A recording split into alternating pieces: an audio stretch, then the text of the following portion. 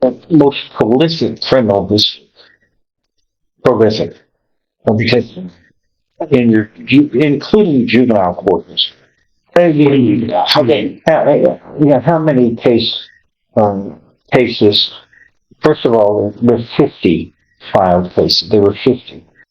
This motion to revoke probation is what we're going to, which is what we're going to deal with first, and then whatever happens on this is what happens on this. But what is first degree felony is that? We'll take it up next. Yeah, we're going to need a reset so we can get those drug test results.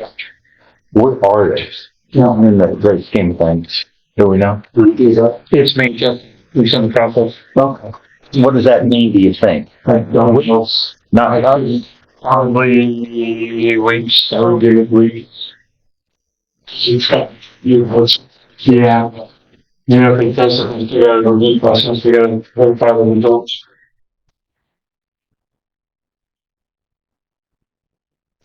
may be offensive to illegal possession of a controlled substance. What? Say. It's not listed is an abstract substance. It's The one under pseudonym. Yeah. What is White rock crack cocaine.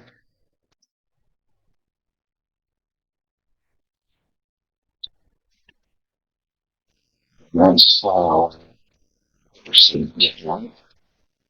Having an instructional to be able to keep that. Representation form of community service. How we doing in probation? Thank you, man. Still on probation for August 28th. From August 28th, when did we go into custody? It was Jerry Cole. He's been in custody since the first of the year? Yes, Judge. Okay. Judge, we previously filed a motion to set bond. I know in state probation he's not entitled to a bond. The court at the time initially denied that. I'm guessing the court considered revisiting. I think we already reset this. Here's why I object. I am. Don't look at it. If you don't sit there, those three things in there. Wow. But, Judge, that hearing was 5 months ago. This is, May, probably 7 on. So we have the court. I'm aware of that.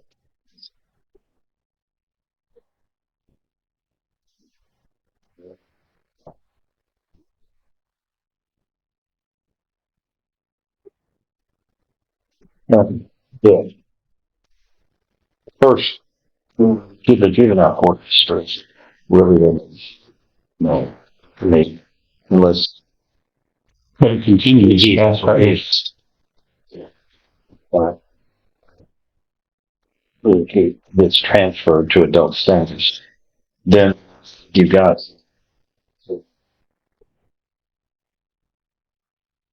And I don't know how Mr. Burbank talked into probation on the first place, but he did.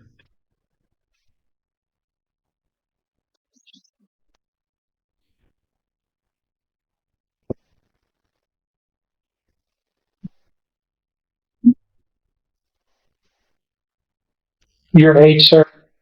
Good age, sir.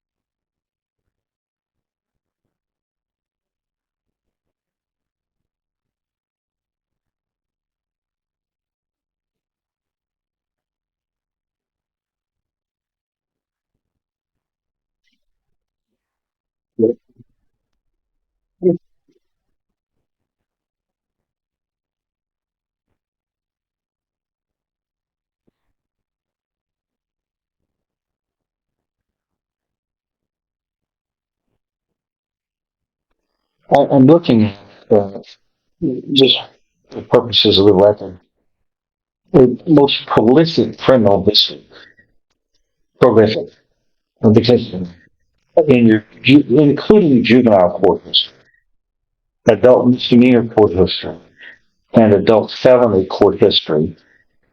Um, how many cases were involved here in this? Do you know? So just, I'm sure them for questions, but Well, how many cases?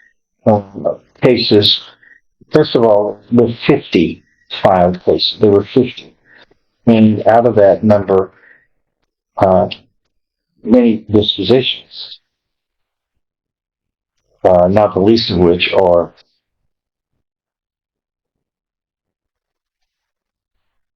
9 or 10 felony court dispositions, not including the misdemeanors. In addition to that, on the other criminal matters, which for the most part are Class C misdemeanors, 100 Class C misdemeanors, 100. So what jumps out at me is this is a far greater than normal criminal history that is generally dealt with, which reasonably, by reason, there is a propensity to make the wrong mistakes. I have you here on 2 probations, right? And Just one. what it is, and this is the new case, isn't it? No, there's no new case. Yeah. that's you, Judge. That's a different one. That's the next one he's got that's the next Mr. Gertz has coming up. That's not Mr. Dixon. Mr. Dixon only has one case pending right now on interpreting. Fine. Okay, on, this from Mr. Dixon, not, on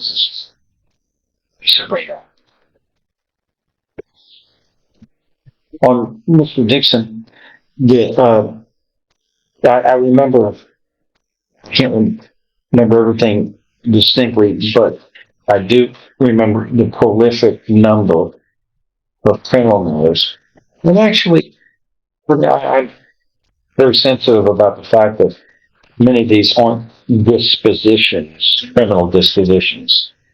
So you throw that out of the mix, it's a little lot. And then we've got you on this third-degree felony, and and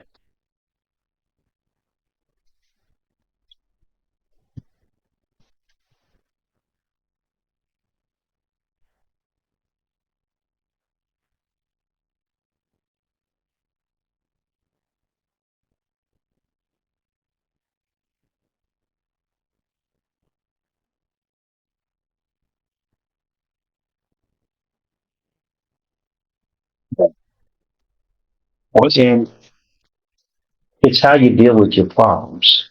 It's a repentance. Everybody makes mistakes. Some people make more than normal number. So everybody makes mistakes. It's how you deal with them. And here, in this case, this crime that you were placed on probation for, you didn't deal with it well. And then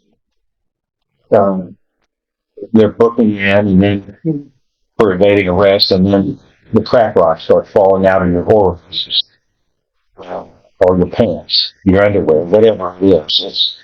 It was, when you can't make stuff up. It's just when you're in a problem, fix it. You have to fix it. Not responsible.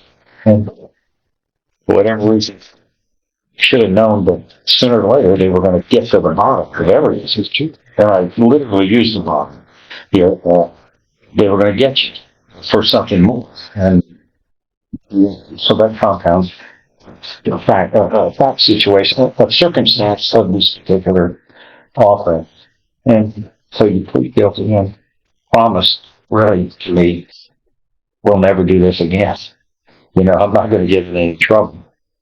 That's number one. And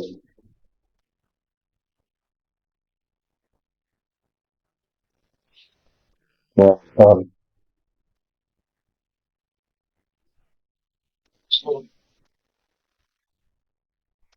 no, it's alleged less than 2 months later, you're committing an offense. What? That's what it says. Which, this point. But, yeah, at this point, because you're the one that's going to pay for this.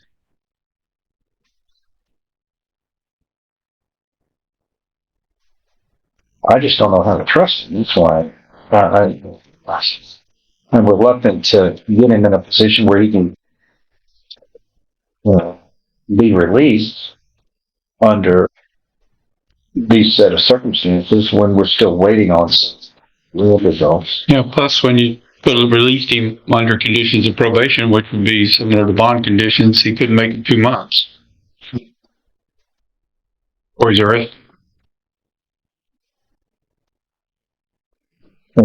yes, Judge. So if you there are reasonable conditions under which you apply some GPS, There are reasonable conditions. GPS can confine a drug catch, and so it's significantly high bond to ensure the end effect, which is what the law asks us to do. But the law does say that it's not required under these circumstances. And asking the court Let me just say this. Another offense under this situation, committing another offense would be, what would be the term? Catastrophic? But it wasn't catastrophic enough during when you were put on probation to keep you from back in there. Presumption of innocence always being part of the equation. We're just asking the court to see that the time that's gone by. No, is there any word from the line about when this is expected to be done? Well, Judge, Is there a way we can hasten it? I can try, Judge, the thing making challenges because it's we got. But I'd like you to do this before I make. I'm not going to grant the relief yet. Yes, sir. Yeah.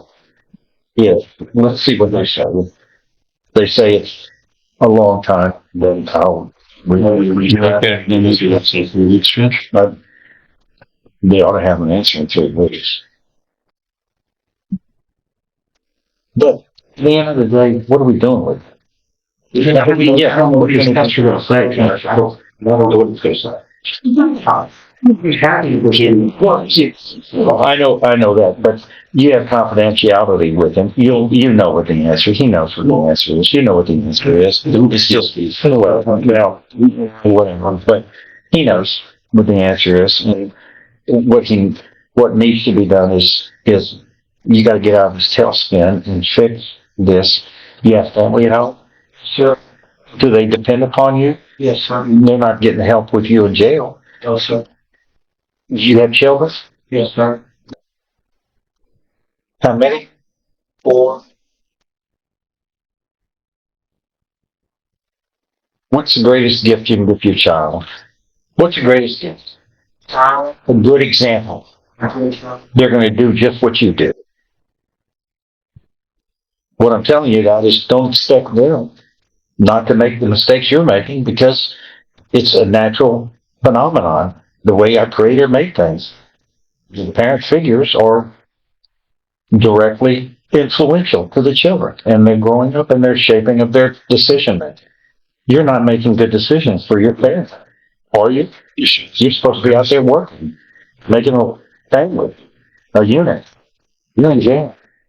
And they're going to think so. The kids are going to go, hey, Dad, it's good enough for Dad. The point is, you're not just hurting yourself. You've got people who depend upon you. You're touching their lives directly. And you're not touching it in a good way. which can be changed any moment if you wanted it. That's what she said.